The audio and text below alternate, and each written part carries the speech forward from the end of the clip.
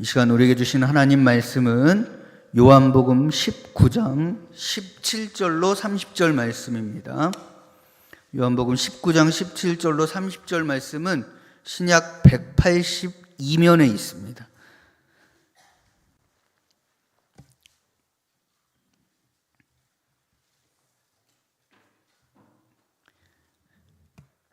교독해서 읽도록 하겠습니다. 그들이 예수를 맡음에 예수께서 자기의 십자가를 지시고 해골 히브리 말로 골고다이라 하는 곳에 나가시니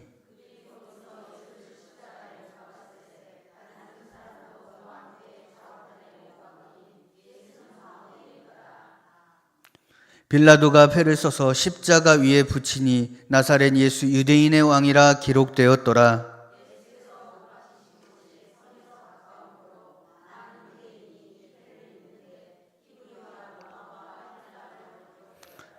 유대인의 대제사장들이 빌라도에게 이르되 유대인의 왕이라 쓰지 말고 자칭 유대인의 왕이라 쓰라 하니 군인들이 예수를 십자가에 못 박고 그의 옷을 취하여 네 깃에 나눠 각각 한 깃씩 얻고 속옷도 취하니 이 속옷은 호지 아니하고 위에서부터 통으로 짠 것이라.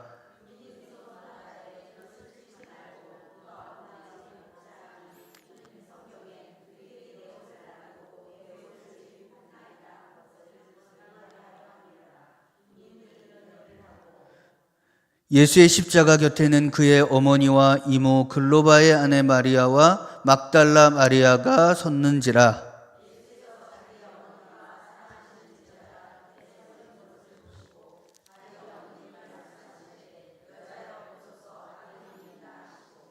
또 그 제자에게 이르시되 보라 내 어머니라 하신대 그때부터 그 제자가 자기 집에 모시니라.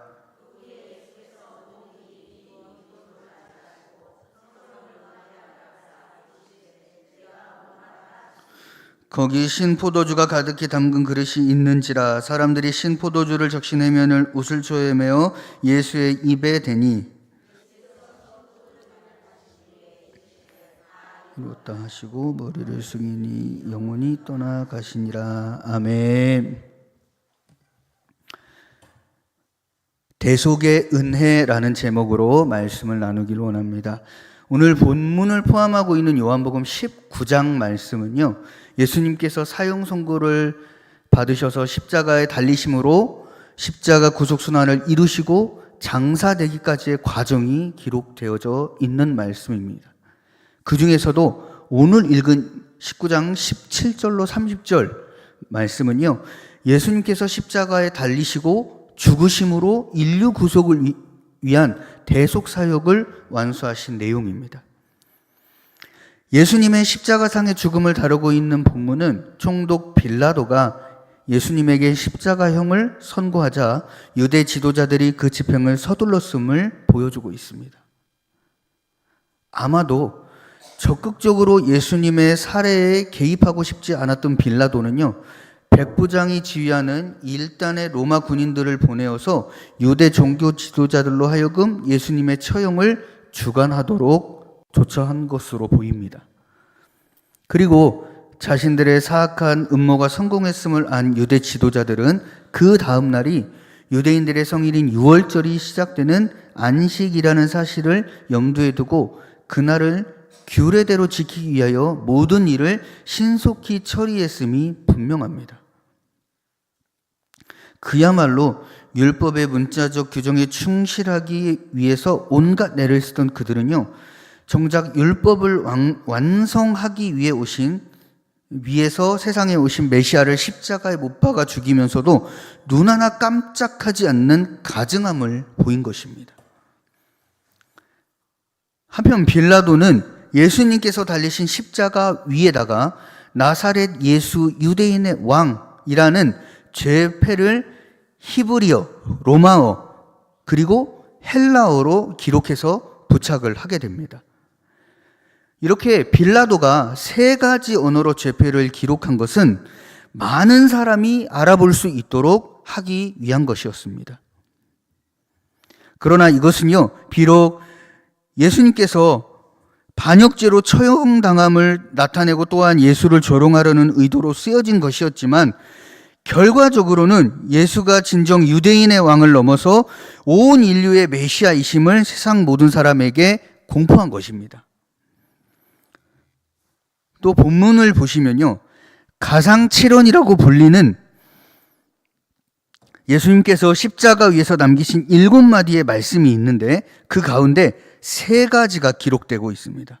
첫 번째로는 제3원, 육신의 모친인 마리아를 제자 요한에게 부탁하는 말씀이고요. 두 번째는 5원으로 내가 목마르다 하는 고통의 호소였습니다. 그리고 세 번째는 6원으로 다 이루었다라는 말씀입니다. 이것은요, 하나님의 구속 계획의 성취를 알리는 선언이었습니다. 이러한 십자가상에 예수님의 말씀에서 알 수 있듯이 예수님은 죽음의 순간에도 자기보다는 인간의 안위를 염려하시고 또 그들의 구원을 위해 자기 생명을 기꺼이 버리신 진정한 메시아이셨습니다. 자, 이제 예수님의 십자가 순환과 죽음에 대해서 이야기하고 있는 오늘 본문 말씀을 통해서 얻을 수 있는 교훈을 함께 살펴보도록 하겠습니다. 첫 번째로는요, 예수님께서 죄인들을 위해 스스로 십자가를 지셨다라는 것입니다.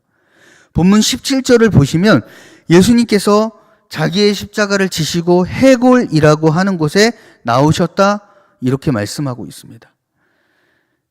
이 말씀은요, 예수님께서는 빌라도의 사형 선고로 마침내 십자가에 못 박혀 처형되기 위해 자기 십자가를 지고 처형장인 골고다로 가셨다라는 것입니다. 여기서 우리가 주목해야 할 부분은요, 사도 요한이 예수님께서 십자가 지신 사건을 어떻게 기록하고 있느냐 하는 것인데요, 능동태로 기록하고 있습니다. 이것은 공관복음서가 동일한 사건을 수동태로 기록하고 있는 것과는 구별됩니다. 그렇다면 요한은 왜 이 사건을 능동태로 기록했을까요? 여기에는요, 중요한 목적이 하나 있습니다.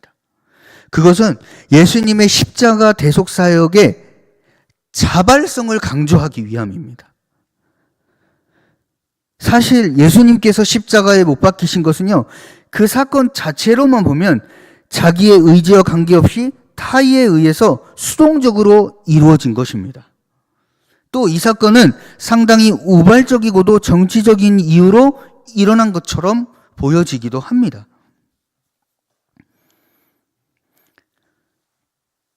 다시 말하면요, 십자가 사건은 자신들의 기득권을 잃지 않으려는 유대 종교 지도자들과 유대인들의 감정을 자극하지 않으려는 유대 주재 로마 총독 빌라도가 결탁해서 만들어낸 정치적 사건으로 보인다라는 것입니다. 그러한 이유로 많은 사람들이 십자가의 의미를 축소하거나 별다른 의미가 없는 사건으로 취급하기도 합니다.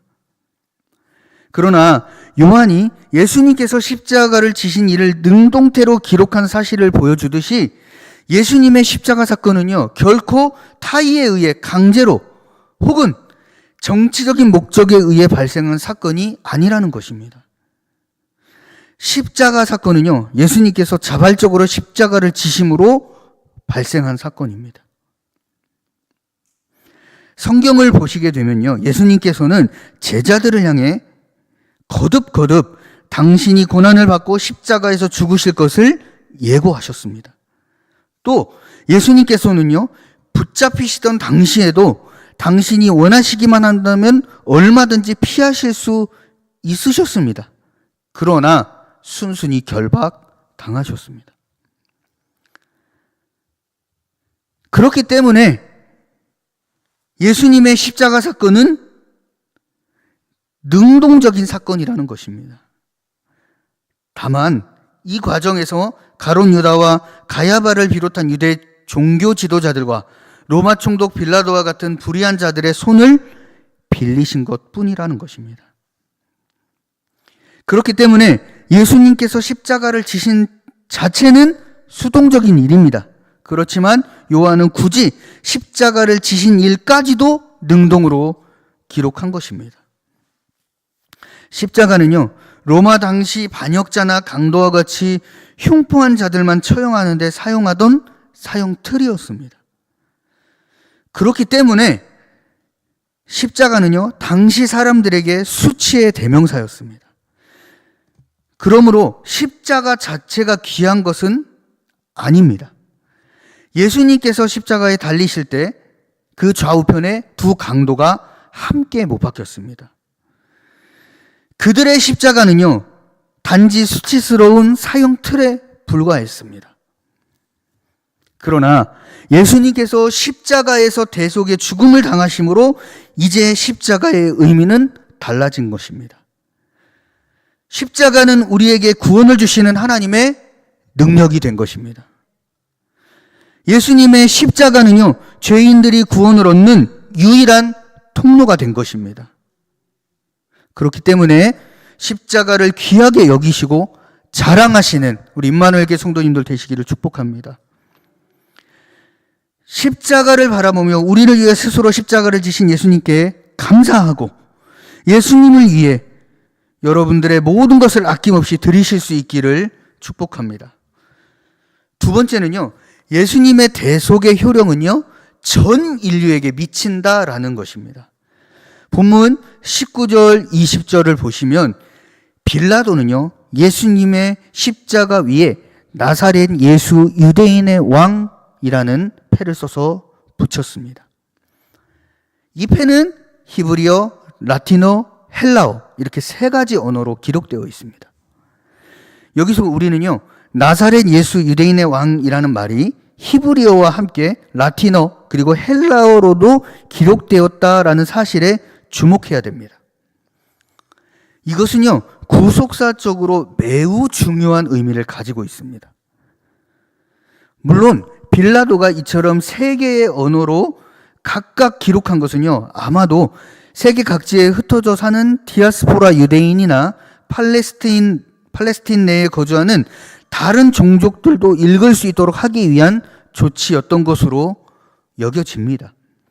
하지만요, 이것을 구속사적으로 보시면 유대인의 왕이신 나사렛 예수 그리스도의 십자가 대속의 은혜와 공로가 히브리어와 라틴어 그리고 헬라어로 대변되는 세상 모든 인류에게 보편적으로 미친다는 사실을 보여주기 위한 하나님의 섭리의 결과였던 것입니다.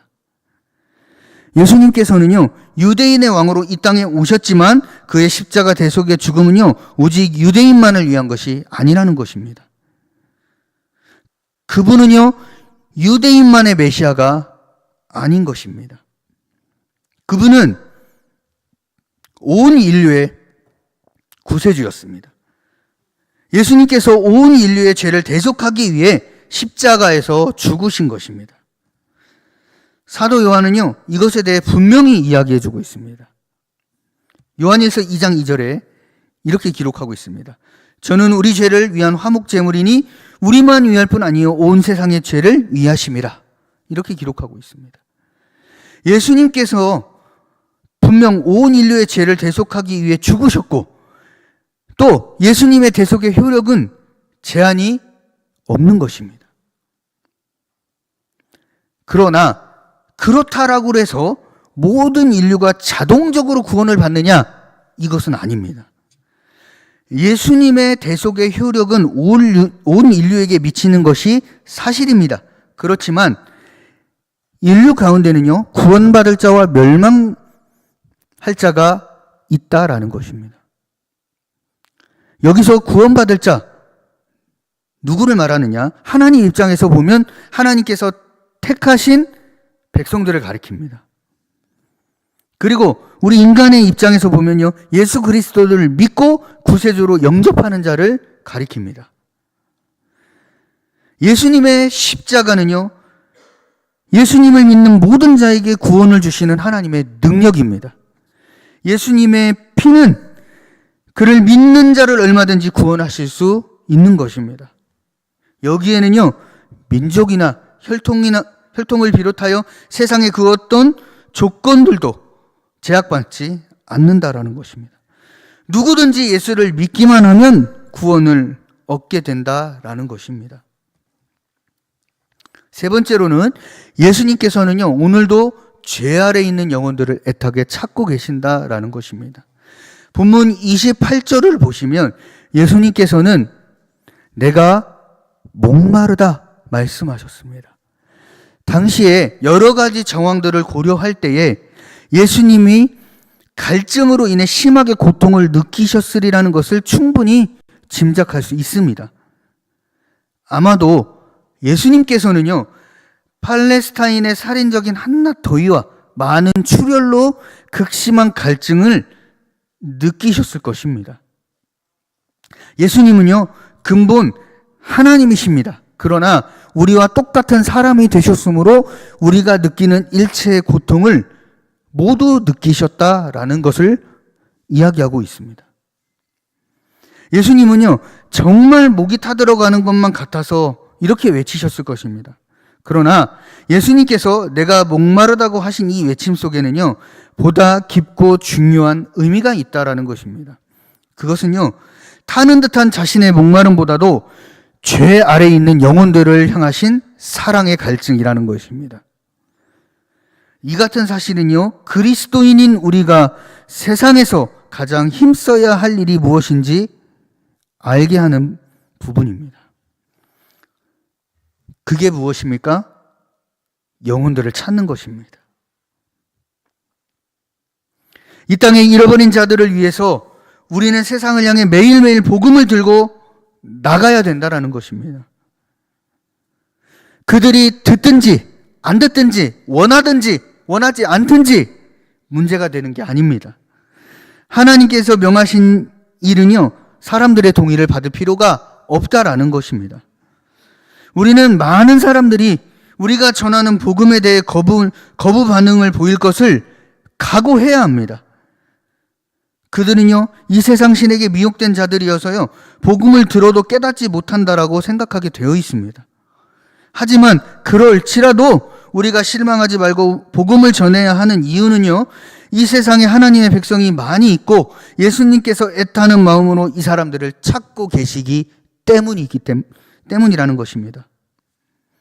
우리가 진짜 성도라면 내가 목마르다라고 외치신 예수님의 마음을 느낄 수 있으셔야 된다라는 것입니다. 이것을 느끼시는 분들은요, 바울처럼 부지런히 영혼들을 찾아가서 복음을 전할 수밖에 없는 것입니다. 어떤 분들은요, 예수를 믿으라고 하는 것이 개인의 자유를 침해하는 일이 된다고 해서 망설이시는 분도 계실지 모르겠습니다. 병들어 죽게 된 어떤 사람에게 그를 고쳐서 건강하게 만들 수 있는 의사를 소개한다면 이 일이 그 사람에게 유익할까요? 해로울까요? 예수님을 권하여 알게 하는 것은요, 그들을 영원한 멸망, 곧 지옥의 형벌로부터 구하는 것이기 때문에 누가 어떤 말로 비방할지라도 개의치 말고 힘쓰셔야 된다라는 겁니다. 생명을 살리는 일은 무엇보다도 귀하고 우선적으로 힘쓰셔야 하는 일이라는 것입니다. 네 번째로요, 예수님의 죽음은요, 구속사역의 완성을 의미합니다. 본문 30절을 보시면 예수님께서는요, 최종적으로 다 이루었다 말씀하시고요, 운명하시게 됩니다. 여기서 다 이루었다, 이 말은요, 예수님께서 자신이 세상에 오신 목적을 온전히 성취하셨다라는 것입니다. 예수님께서는요, 지금 당신이 십자가상에서 죽으심으로 하나님께서 계획하신 인간 구속의 역사가 완성되었음을 선언하신 것입니다. 예수님의 죽음은 인류 구원을 위한 하나님의 구속사역의 최종적인 성취였습니다. 사단은 유대인과 빌라도를 동원하여 예수님을 죽임으로써 하나님의 구속계획을 회방하려 했습니다. 그러나 하나님은 오히려 그 일을 통해 하나님의 구속계획을 온전히 이루신 것입니다.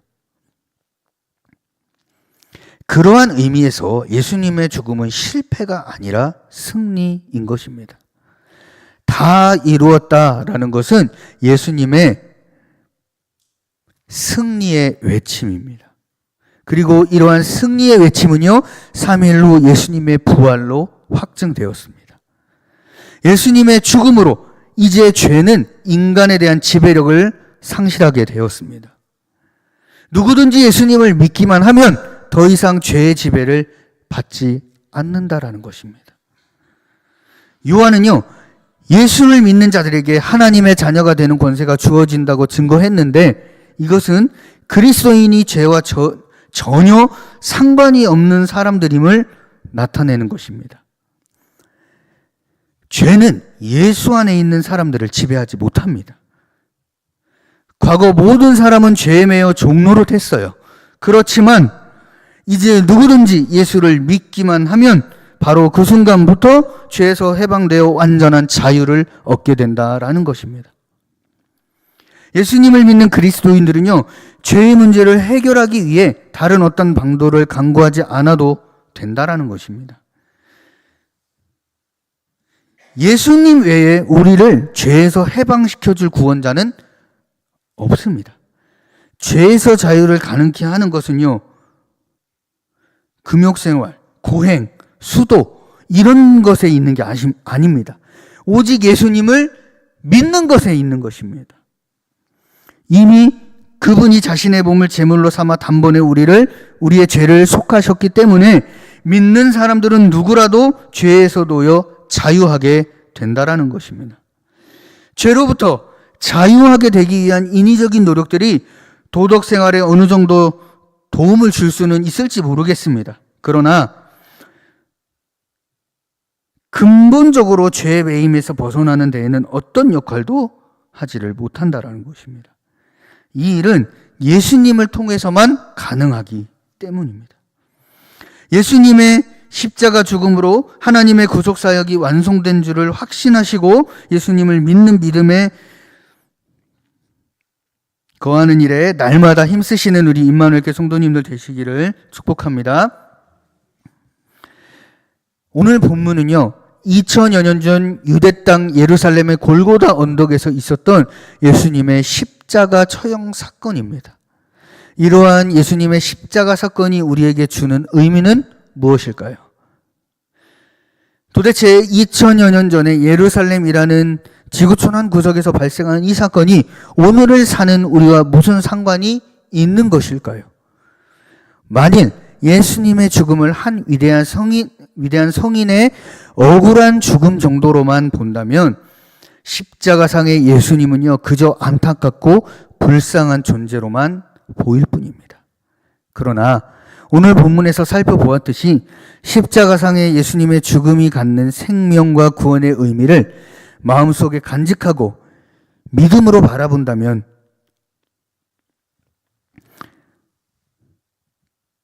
그 옛날 광야의 노뱀을 바라본 자들이 죽음의 고통에서 생명을 얻었듯이 오늘날 죄와 사망의 고통에서 헤매는 자들이 십자가상의 예수로 말미암아 새 생명을 얻게 될 것입니다. 십자가상에서 들려오는 예수님의 다 이루었다는 승리의 선언을 듣고 오늘 우리도 이 땅에서 십자가 신앙으로 사단과 싸워 이기는 승리의 삶을 사시는 임마누엘 교회 성도님들 되시기를 축복합니다. 기도하겠습니다. 사랑과 은혜가 풍성하신 하나님, 죄로 인하여 죽을 수밖에 없는 본질상 진노의 자녀였던 저희들을 위해서 십자가상에서 살찌고 피 흘리심으로 살려주셔서 감사합니다. 또한 하나님의 자녀 삼아주시니 감사합니다. 평생의 삶 속에서 오직 예수님의 십자가만 자랑하게 하시고 우리의 생애를 통해 주님의 영광을 나타내 주시옵소서. 예수님 이름으로 기도합니다. 아멘. 찬송 150장입니다.